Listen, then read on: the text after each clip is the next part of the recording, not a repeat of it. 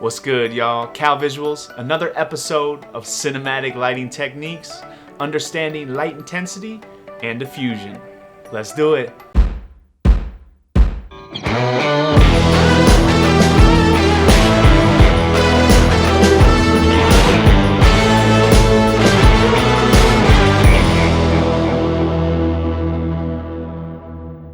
Mic check, 1, 2, hard to do it, the delay in the voice. So what exactly is light intensity? Well, when speaking about an image, we're talking about how bright or how dim the image is. So knowing how to control the intensity of your light is vital to getting a quality final image. So traditionally, people would dim and thus control their light's intensity using various filmmaking methods like scrims, flags, duvetine. These are different materials that you can utilize and bring on set to, control your light's, not only the direction, but the intensity as well.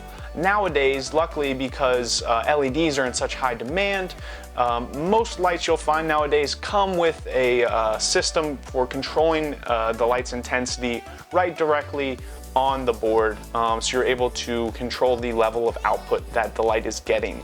Additionally, with a lot of these lights, you're able to control all the way from 1 to 100. Before there was maybe 4 or 5 different modes, 25%, a 50%, a 75, and that was it. Now you can control from literally 0 to 100, which is a huge, huge advantage. But we're gonna go and showcase some different versions of diffusion that you can utilize and how that's gonna go ahead and affect your light's intensity and the overall image. So let's dive in. And so now we're looking at some different forms of diffusion that affect the overall quality of the image. So let's check out the image and how it looks right now. Pretty good quality look, but say, there's, again, different areas and means that we could affect the intensity. And so say this is just a little too dark for us, it's too dim, we want to bring in some more light, we just want to have a better balance, we want to see more of the midtones. So, this that I've got set up right over here, go ahead and bring down.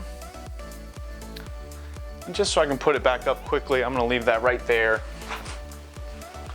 But now you can see the before and after, comparing the two images, how much of a difference adding that light in makes in the image. So understanding that, keeping things like that in mind, and knowing how and when to control it. We're gonna go ahead, put this in front here again. So we're kind of back here at square one. Another way that we can kind of control the light, aside from our exterior points, so controlling the windows, utilizing duvetine or negative fill in that kind of manner. There's also controlling directly with our key light. So traditionally people use things like nets in order to kind of control the light and take away stops of light, if you will. But now, as you can see in this image here too, we're also getting a ton of spill. And so nets actually help kind of control the spill as well. And so say, for instance, a form or version of controlling your light's intensity and dimming it is controlling the level of spill. And so nowadays, a lot of different softboxes often come with what's called a honeycomb grid. And these allow you to fully control the light. It's gonna what it's gonna do is gonna take away all the spill on the outside, and it's gonna have it directionally just pointed this way. So let's see before. This right here, I'm talking, and this is the before image. This is with 0 honeycomb grid on, and now let's check it out with the honeycomb grid. And this is what we've got now with the honeycomb grid on our light. So you can see how big of a difference that made. I mean, we're literally getting like no spill now. Again, it is just a really, really controlled light here. But again, for me, I think this is just a little too dim. So I'm gonna go ahead and pull that off just so we have the image kind of back to where I like it. So let's do that. All right, so now we've got the image kind of back to where I like it, back to a pleasing point.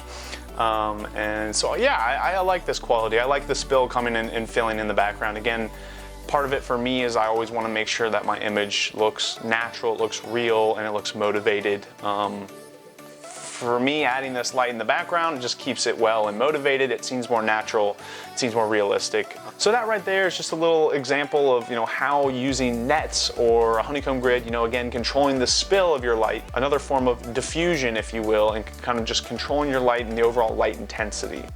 Now, the other one I want to talk about is utilizing flag, and not just using flags to kind of control the direction or the light intensity, but also thinking about flags in regards to utilizing them for negative fill. So directionally, I've got a light set up over here. It's now turned on. We can see the effect, how much light we're getting, just way too much. I don't like this light kind of hitting over here, and it's too intense. I don't have any diffusion placed on there. So again, it's just way too spotty. It's not natural. It doesn't mesh with my skin tone color. It's too cool because it's on daylight balance. But let's look at how just adding a flag, for a simple negative fill can affect the quality of your image. Again, this is going to control the direction because it's going to shoot it off. It's going to flag it off entirely. No light will come through. It's going to control the intensity because it's going to dim down our overall light intensity in the image. And again, it's going to finalize it by just giving it a more shadow, more contrast, and just a more sexy, cinematic, dramatic look. So bam, let's add the flag.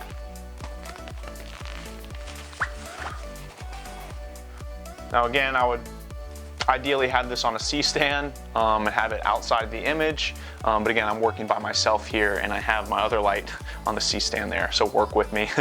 But this right here is flag up. You can see how much it affects our overall image quality. I think this is just overall a better and more dramatic look, and you can see how much more light comes in by dropping the flag. So again, guys, those are just some simple and easy elements. Again, how you can kind of control the light intensity outside of using what is directly on your LED board. Now, if you don't have a controller on your LED light to dim the light intensity, or maybe you don't have LEDs, you're dealing with fluorescence, well then I would highly recommend looking into getting some scrims, some nets, some flags yourself. Now, again, there's very easy ways you can DIY it and do it at home. There's no reason to go out and spend hundreds of dollars, but it definitely wouldn't hurt. But again, it's all about looking at your personal situation. That's all I got for y'all in this week's episode of Cinematic Lighting Techniques. If you enjoyed the video, be sure to like it. Drop a comment on what you want me to talk about next week. And I'll see y'all then. Oh, and don't forget to subscribe.